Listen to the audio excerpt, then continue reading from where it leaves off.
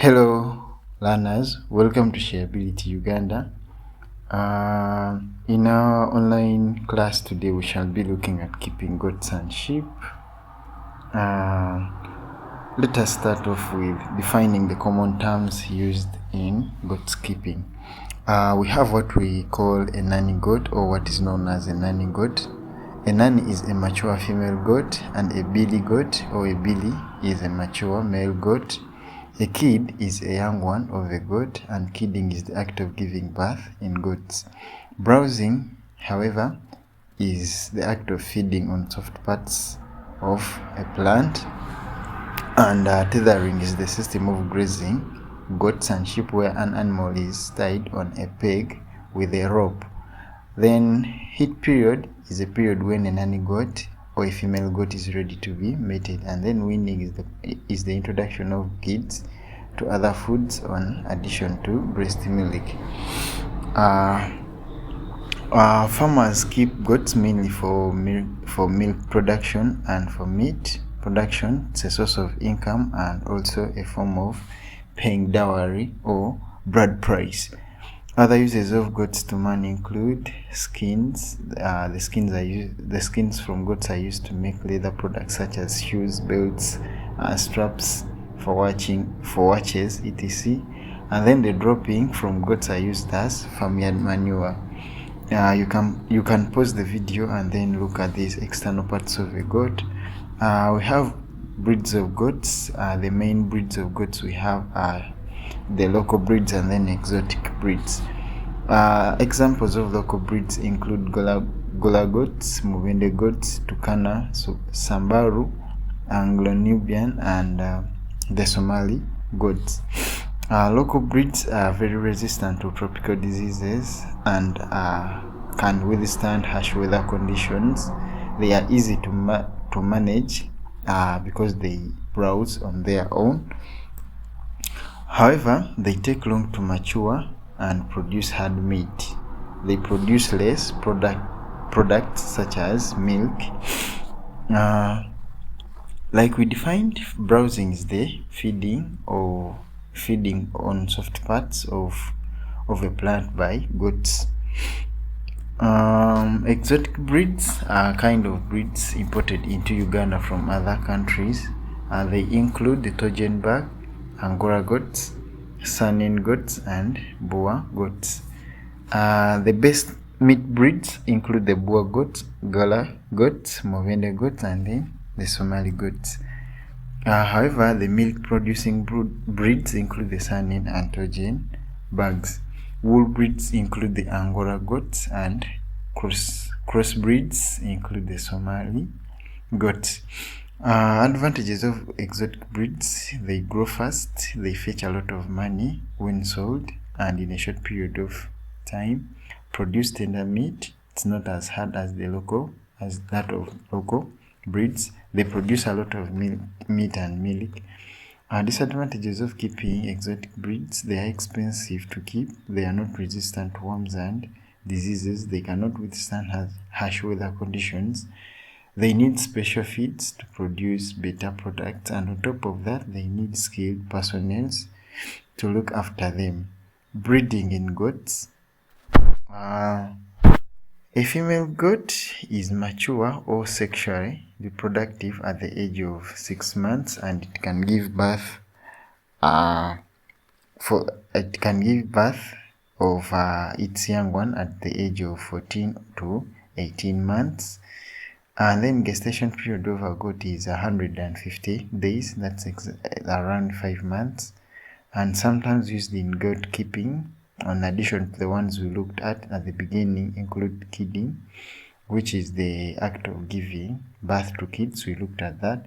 And then there's also what we call lactation and gestation, which is lactation is the milking period in animals, the period when an animal gives off milk. And then gestation period is the period between fertilization and birth in mammals or other animals.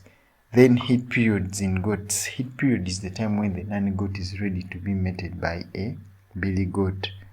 That period when the nanny is ready to be mated or ready to be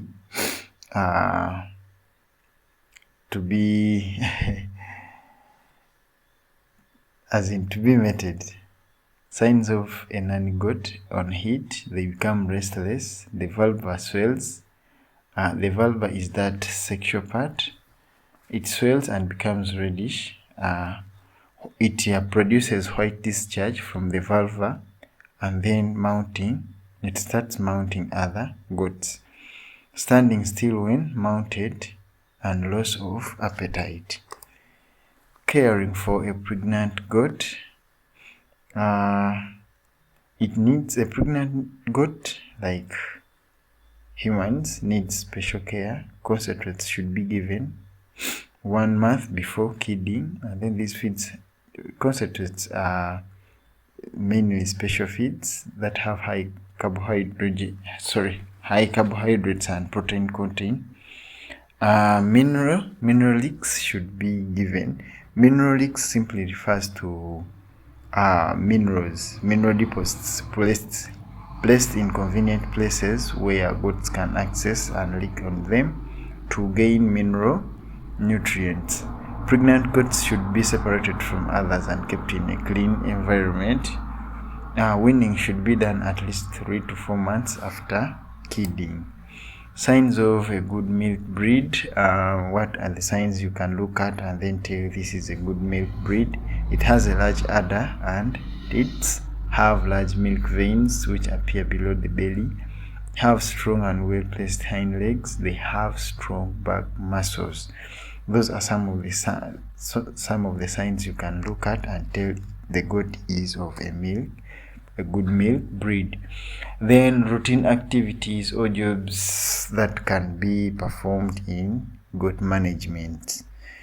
Routine activities or jobs, remember, are any good management practices carried out on any livestock farm regularly. They include castration, drenching, culling, disbudding, spraying or dusting, dipping, dosing, hoof trimming, feeding, among others. Remember, drenching is the act of wetting an animal, as in to prevent pests and other diseases. Then culling is simply separating these animals on a farm, putting them in separate paddocks. Castration is the removal of tests from a young male animal. Methods of castration include closed castration and open castration. Open castration is where the knife can be used to cut the scrotum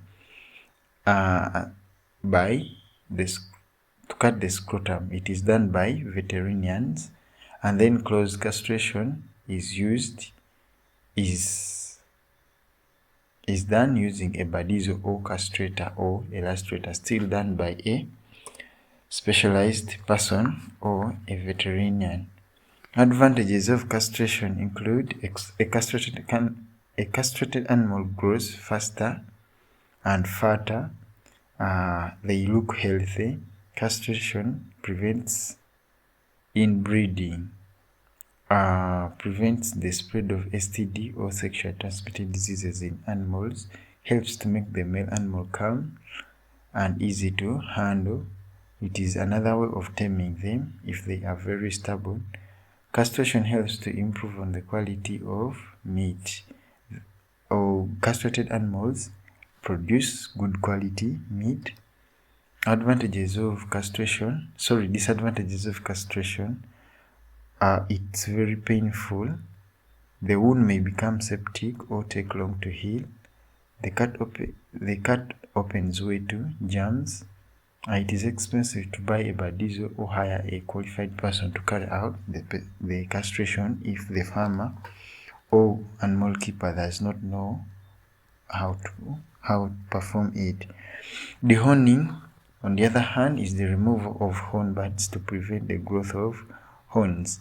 Disadvantages of disbudding or dehorning: creates space on the farm, helps in identification of one's animals. This should have been advantages, not disadvantages. Sorry, you can correct that while noting down. Create space on the farm helps in identification of one's animals, prevents livestock animals from injuring others. This should have been advantages, remember, not disadvantages. Hoof trimming is the cutting off of overgrown hoofs. It is normally done in sheep. A trimming knife or hoof trimmer or shears are used. Importances: it reduces the chances of infections and injuries. And then dipping is the bathing of livestock in acaricides in a deep tank to kill ectoparasites. It's related to drenching. It helps to kill ectoparasites, e.g. ticks and other pests. Drenching is the giving of a liquid medicine to the livestock through the mouth. Drenching is done using a drenching gun or bottle. Then spraying is when a fumigator or knapsack sprayer is used to spray insecticides or pesticides to kill ectoparasites. Its importance: to prevent tick-borne diseases like red water, heart water, and etc. Then dusting is the application of powdered medicine on the body of an animal to kill ectoparasites. Remember, ectoparasites are parasites that live on the skins of an animal. And then dosing is the giving of solid medicine, e.g. tablets, using a dosing gun to kill endoparasites. Feeding is done using supplements, minerals, leaks, concentrates, and other equipments. Let us look at sheep rearing. Remember, we are looking at keeping goats and sheep. Sheep rearing is the keeping of sheep or looking after sheep on a farm. Terms used in sheep rearing include a ram, which is a mature male sheep, and then an ewe is a mature female sheep. A lamb is a young one of a sheep, and then lambing is the act of giving birth in sheep. Mutton is the meat of sheep, and shearing is the removal of overgrown wool from the sheep. Docking is the cutting short of a lamb's tail. Gestation period is the period of pregnancy in sheep or animals. Importance of docking is to allow easy mating and prevent injection. Why do farmers keep sheep? For mutton production, for wool production, for sale, and for cultural purposes. Apart from wool and mutton, can you name any other products we get from sheep? They include the following. You can pause the video and go through them. You can also look at these external parts of a sheep. You can pause the video and take a look at them. Then we have various groups of sheep kept in Uganda, and they include local breeds, which include the East African breed, black-headed Persian, the Somali, and the Maasai sheep. Exotic breeds of sheep include Hampshire, Dorper sheep, Romney Marsh, Corriedale, Merino, Rambelt, among others. Mutton breeds of sheep include the black-headed Persian, the Somali, and the Maasai, among others. However, the exotic ones include Hampshire, Dorper, Chiron, Suffolk, Dorset, etc.